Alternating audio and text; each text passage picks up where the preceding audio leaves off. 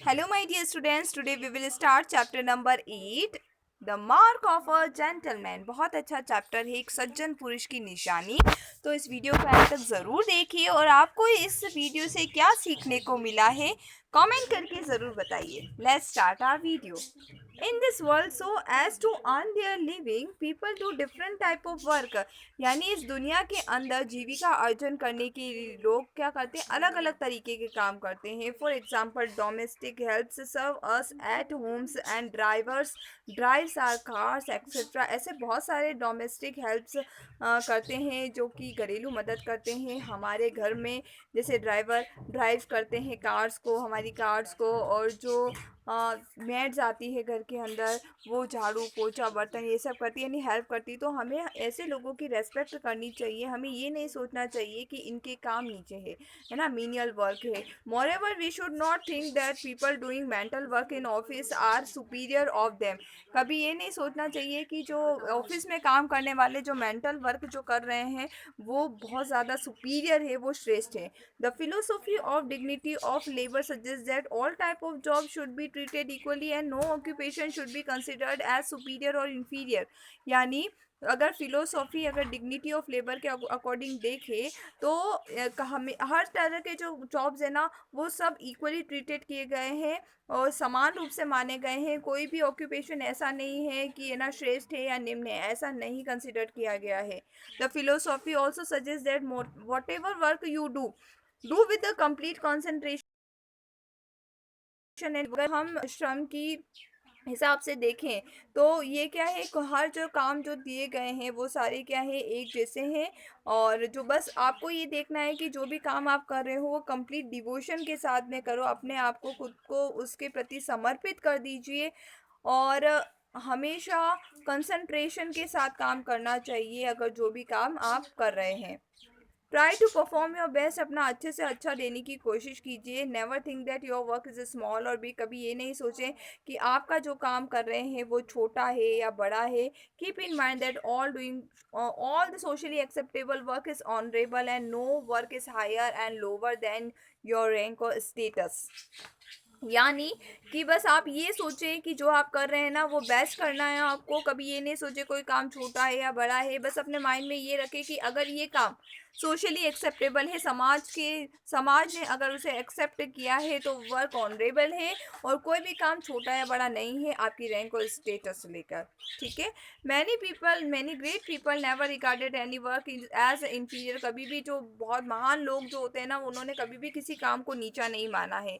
दो they had held the higher officer position, यानी बहुत सारे हाई ऑफिसेज में उनकी पोजीशन है। और they also had respect towards every work. उन्होंने हर एक काम को रेस्पेक्ट के साथ देखा है। और they possessed the equally the quality of humility and they never felt proud of their status. उन्होंने कभी भी अपने स्टेटस को लेके कभी प्राउड, गर्व महसूस नहीं किया।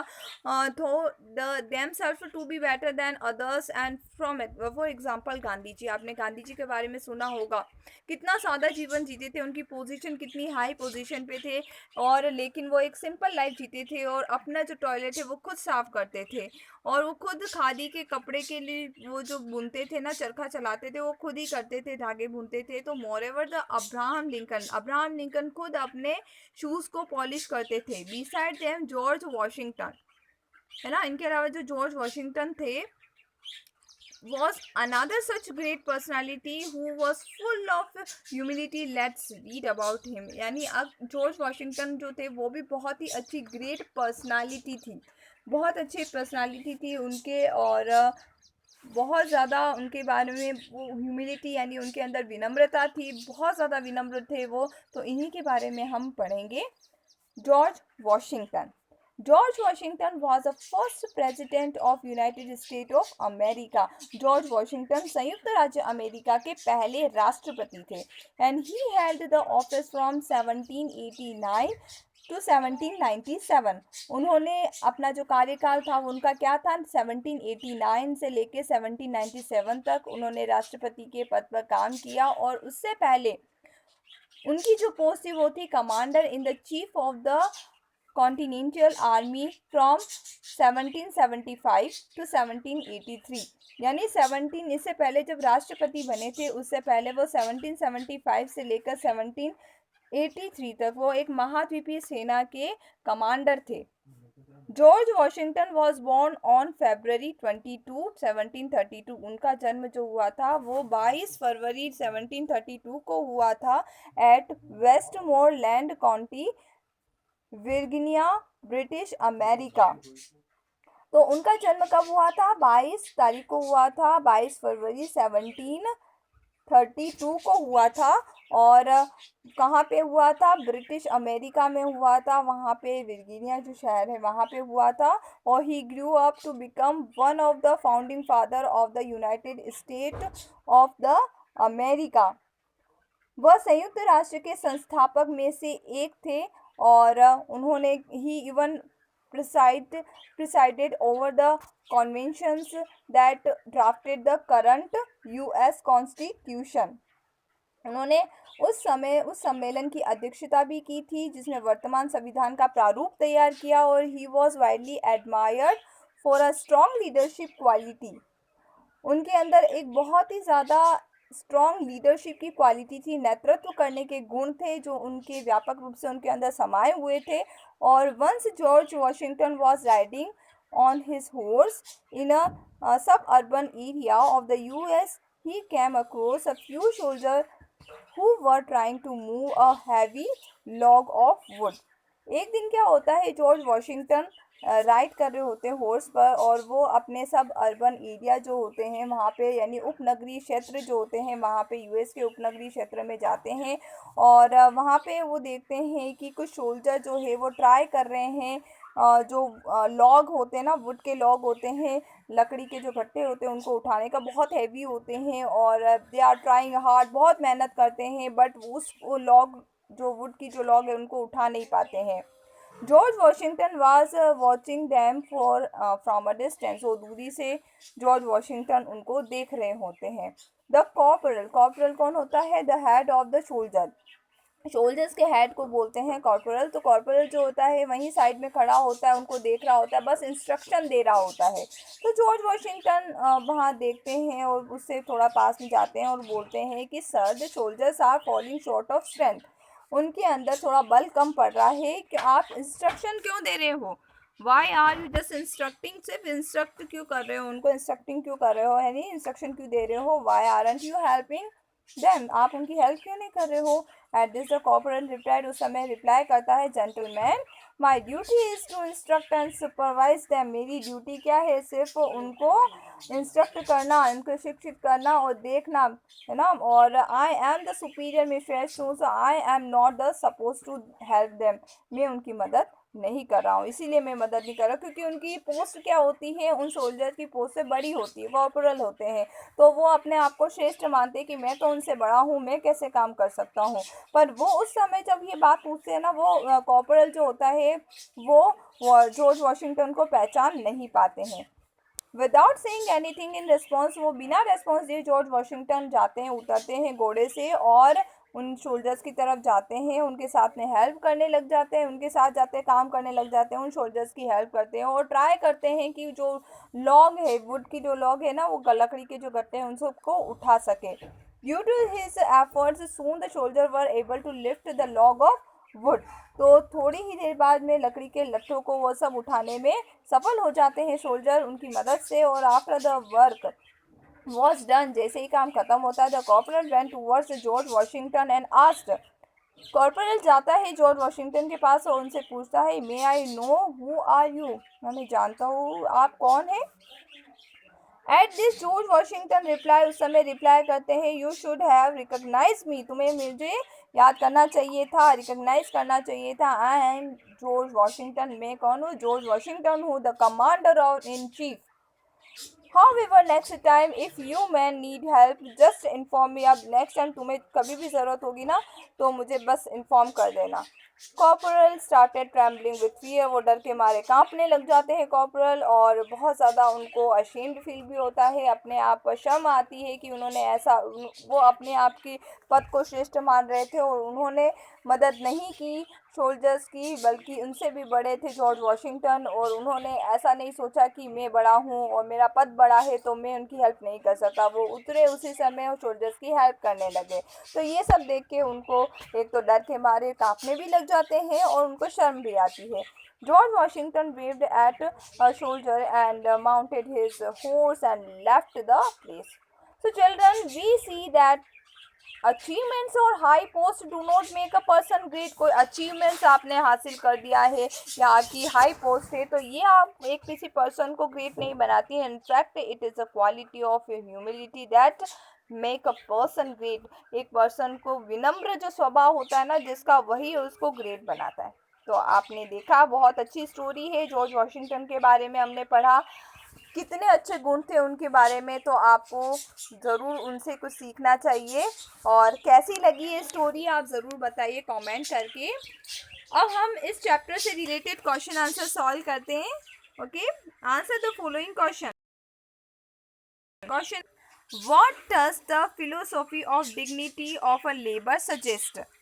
क्या फिलोसॉफी जो होती है ना डिग्निटी की, श्रम की अगर हिसाब से अगर फिलोसॉफी देखे तो फिर लेबर क्या सजेस्ट करता है। The philosophy of dignity of labour suggest that all type of job should be treated equally. हर तरह की जो जॉब है ना उसको इक्वली ट्रीट किया जाना चाहिए। कोई भी ऑक्यूपेशन जो है, no occupation should be considered as superior और इंफीरियर। कोई भी ऑक्यूपेशन जो है वो श्रेष्ठ और निम्न कंसिडर नहीं किया गया है, तो सबको इक्वली ट्रीट किया जाना चाहिए। Okay, now let's do question number 2। Did Gandhi ji possess the quality of humility. क्या गांधी जी के अंदर विनम्रता की भाव थी, ह्यूमिलिटी की भाव थी? यस, जरूर थी। क्यों थी? यस, सबसे पहले हम यस लिखेंगे, फिर लिखेंगे Gandhi ji possess the equality of humility. Gandhi ji led a simple life, बहुत ही सिंपल सादा जीवन जीते थे। अपने टॉयलेट को खुद साफ करते थे। खादी के लिए जो थ्रेड होती थी, चरखा, वो खुद चलाते थे, वो खुद स्पून करते थे ना। तो yes, Gandhi ji possessed the quality of humility. Gandhi ji led a simple life, clean his own toilet and even spoon khadi thread on his charkha. Now let's do question number 3. Which important post were held by George Washington? तो George Washington जो है वो क्या important post पे थे? तो he was the first president of United state. जैसा कि मैंने आपको शुरुआत में ही बताया था कि अमेरिका के फर्स्ट प्रेसिडेंट रहे थे। और also he held the post of commander in the chief of the continental army from 1775 to 1783. Now let's do question number 4. Did the corporal have the quality of humility? क्या उस corporal के अंदर विनम्रता की भाव थी, नम्रता की भाव थी? नहीं थी। The corporal, no, the corporal had the quality, had not लगेगा बच्चों यहाँ पे। नो, द कॉर्पोरल हैडंट लिख सकते हैं, या फिर आप लिखिए हैड नॉट। ठीक है, हैड नॉट, यहाँ पे नॉट आएगा। ओके, तो नो, द कॉर्पोरल हैडंट या had not the quality of the humility. He was standing, वो जस्ट खड़ा था, वो बस देख रहा था, वो जस्ट इंस्ट्रक्ट कर रहा था, इंस्ट्रक्शन दे रहा था सोल्जर्स को। He thought that he was a superior, so he was not suppose to help them. वो इसलिए काम नहीं कर रहा था, वो सोच रहा था कि मैं श्रेष्ठ हूँ, इसीलिए वो काम नहीं कर रहा था। तो बच्चों, हैड के बाद में नॉट आपको ज़रूर लिखना है। ठीक है, next question number 5। What do you learn from the incident narrated about the George Washington. तो क्या सीखने को मिला आपको जॉर्ज वॉशिंगटन से? We learn that the high post do not makes a person great, but in fact it is the quality of humility that makes the person great. यानी कोई high post जो होती है ना वो किसी पर्सन को ग्रेट नहीं बनाती है, जो नम्रता होती है ना वो पर्सन को क्या बनाती है? ग्रेट बनाती है।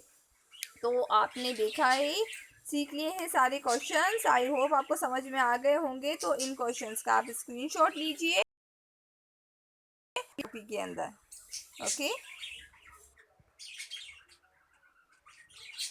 Now let's do fill in the blanks.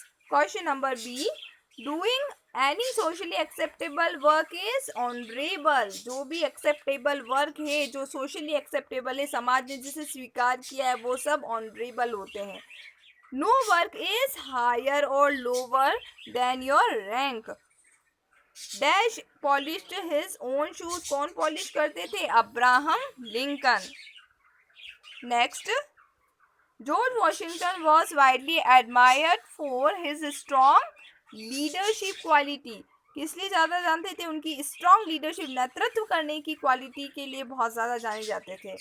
और the corporal started trembling with fear, डर के मारे कांपने लगे थे। और फेल्ट अशेम, कैसा महसूस हुआ था उनको? शर्म का महसूस हुआ था, शर्म लगाने लगी थी उनको। ठीक है, आप स्क्रीनशॉट ले सकते हैं और प्लीज़ नोट डाउन करें अपनी कॉपी के अंदर ये सारा work. I hope you understood whatever I taught in this video, and please comment your answers, and please आप ज़रूर बताइए कि क्या आपको मॉरल थॉट लगता है, आपको स्टोरी कैसी लगी, आपने क्या सीखने को मिला आपको इस स्टोरी से।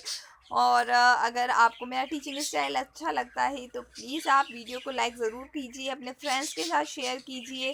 और अगर आपने चैनल को अभी तक सब्सक्राइब नहीं किया तो प्लीज़ जल्दी से सब्सक्राइब कर दीजिए। Thank you so much, have a nice day.